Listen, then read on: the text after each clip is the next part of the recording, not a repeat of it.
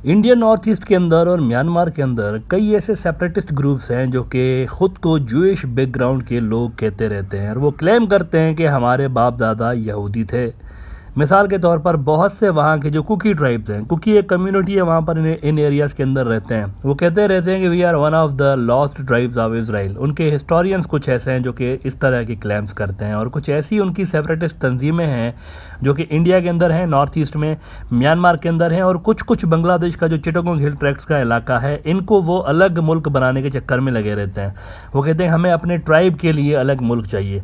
अगर आप इन सेपरेटिस्ट तंजीमों के मैप देखें या इनके अगर फ्लैग्स देखें ना, तो उसके अंदर आपको एक बड़ी इंटरेस्टिंग चीज़ नज़र आती है। उसके अंदर आपको एक ख़ास तरह का सितारा नज़र आता है, 6 कोनों वाला।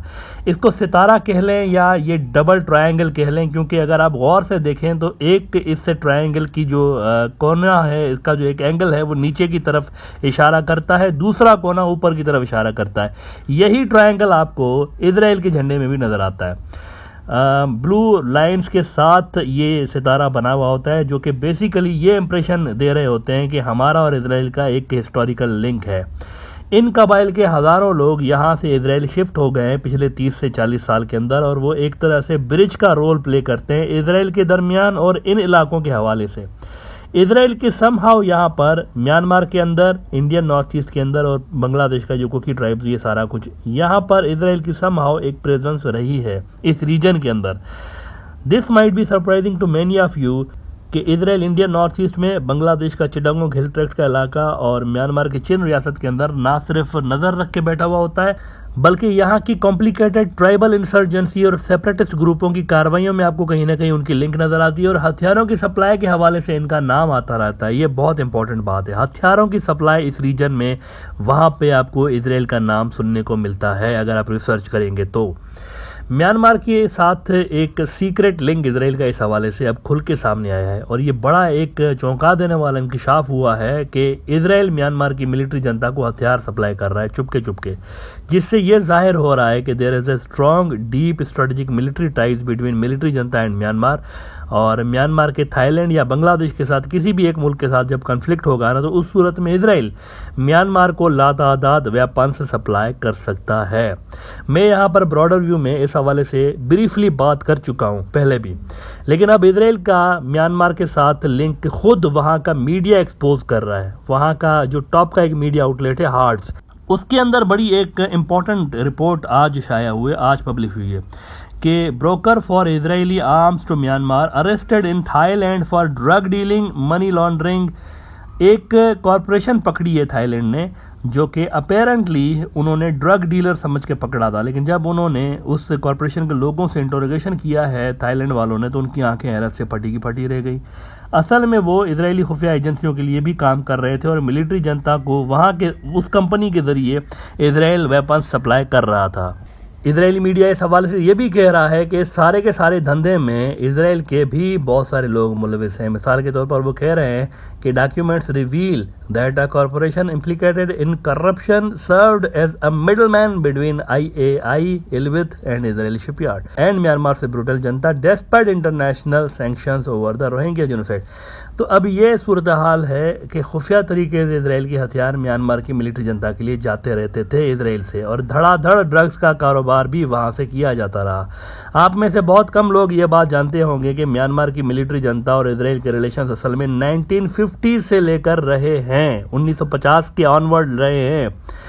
इजराइल इनको ट्रेनिंग भी देता रहा है, इनकी जो मिलिट्री है उसको ट्रेनिंग देता रहा है। एक दौर के अंदर मिलिट्री जनता हमेशा से ही ऐसी नहीं रही, ब्रूटल और ये जो इंटरफेरेंस करते हैं सियासी मामलात में, ये शुरू से ऐसे नहीं थे। पहले ये क्या करते थे मिलिट्री जनता वाले, बिहाइंड द सीन ये रोल प्ले कर रहे होते थे, कठपुतली नहीं होते, सामने इनके जो है वो पॉलिटिशियंस होते थे, पीछे यही लोग काम कर रहे होते थे। लेकिन बाद में फिर ये ब्रूटल होते गए और भी ज़्यादा, और जैसे जैसे इनका पावर बढ़ता गया तो इनके फिर जो कारनामे हैं आपके सामने हैं। अब ये सिविलियंस को बिल्कुल हटा के और वो एक डिक्टेटर बन के बैठे हुए हैं। ये जो रोहिंग्या वाला वाक़या हुआ था ना 1-2 साल पहले, इसमें भी इजराइल का नाम कहीं ना कहीं पे लिया जाता रहा है। 2018 तक इजराइल इनको हथियार मुहैया करता रहा मिलिट्री जनता को। हालांकि तब भी 2018 तक अमेरिका ने और बहुत सारे यूरोपीय यूनियन के मुल्कों ने म्यांमार को हथियार बेचने पे बैन लगाया हुआ था कि ये हथियार खरीद के इंसानों को मार रहे हैं, बेगुनाह इंसानों को, उन्होंने बैन लगाया था। लेकिन इसके बावजूद इसराइल के वेपन जो थे उसकी सप्लाई जारी रही इनको, लेकिन फिर जब बहुत ज़्यादा मीडिया कवरेज मिलने लगी इस इशू पे और प्रेशर बढ़ने लगा वेस्ट वालों का, तो फिर अपेरेंटली इसराइल ने म्यांमार को हथियार सप्लाई करना रोक दिए। लेकिन अब ये नई रिपोर्ट्स जो हैं ये क्लियरली जाहिर कर रही हैं कि इसराइल ने कभी म्यांमार मिलिट्री जनता को हथियार बेचने बंद किए ही नहीं थे। इट्स जस्ट दैट पहले वो डायरेक्टली सप्लाई करते थे, अब वो इनडायरेक्टली करते हैं, वो भी छुपा छुपा के बेचते हैं। अच्छा, ऑफिशियल विजिट्स भी म्यांमार मिलिट्री जनता की होती रही हैं। ये सिर्फ और सिर्फ यूं नहीं समझे कि बिहाइंड द सीन्स और खुफिया तरीके से छुप छुपा के काम होते थे, ऐसा नहीं था। ऑफिशियल विजिट्स भी म्यांमार मिलिट्री जनता के टॉप ऑफिशियल्स की होती रहती थी इसराइल के अंदर। मिसाल के तौर पर 2015 में इनका जो चीफ था म्यांमार मिलिट्री जनता का, ये इसराइल गया था। तो इसराइल काफ़ी ज़्यादा आपको इन इलाकों में एक्टिव नज़र आता है। और ये याद रहे कि बांग्लादेश के अंदर म्यांमार को थ्रेट के रूप में देखा जाता है, लेकिन वहाँ पे सिर्फ चाइनीज़ हथियारों की सप्लाई को उसको कंसीडर किया जाता है। हार्डली आपने सुना होगा किसी डिफेंस एक्सपर्ट्स के मुंह से कि इसराइल इनको जो वेपन्स देता है तो फिर उसको कैसे करेंगे। व्हाट इफ़ बांग्लादेश जो है उसकी और म्यांमार की कन्फ्लिक्ट छिड़ जाती है और इसराइल उनको हथियार देता है म्यांमार वालों को, तो फिर बांग्लादेश का रिस्पॉन्स क्या होगा, वो किस तरह से इसराइल को टैकल करेंगे, इस पर बात आपने कभी सुनी ही नहीं होगी।